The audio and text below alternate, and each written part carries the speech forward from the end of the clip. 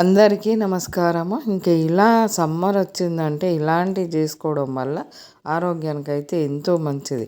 ఇలా సొరకాయ తీసేసుకొని మనకు నచ్చినంత కట్ చేసుకోవాలి. పీసులు కూడా నచ్చిన సైజు కట్ చేసుకోవచ్చు. ఈ పెసరపప్పునైతే నైట్ నానబెట్టుకున్నాము. ఇంక ఇప్పుడిప్పుడైతే నైట్ రైస్ కానీ పప్పులు కానీ నానబెట్టుకుంటున్నాము, అలవాటు చేసేసుకున్నాము. నైట్ నానబెట్టడం వల్ల చాలా బెనిఫిట్స్ ఉంటాయని పెద్దవాళ్ళు అంటూ ఉన్నారు. పప్పులో సొరకాయ ముక్కలు, పచ్చిమిర్చి, పసుపు వేసి మెత్తగా ఉడకనిచ్చేయాలి. 5 నిమిషాల్లో మంచి పప్పు రెడీ అయిపోతుంది. చాలా టేస్ట్ ఉంటుంది. ఇలా ఒకసారి చూసి కామెంట్ పెట్టండి మీకు ఎలా వచ్చిందో. ఇంత మెత్తగా చక్కగా ఉడికిపోయింది పప్పు అయితే వెన్నలాగా. మనం కొంచెం ఆయిల్ పొయ్యి మీద పెట్టేసుకొని ఎండుమిర్చి, ఎల్లిపాయలు, జీలకర్ర, ఆవాలు, పసుపు, కరివేపాకు వేసినామంటే వేగంగానే ఈ పప్పు పోసేసి కొంచెం సాల్ట్ వేసుకున్నామంటే టేస్టీ సమ్మర్ పప్పు అయితే రెడీ అయిపోయింది.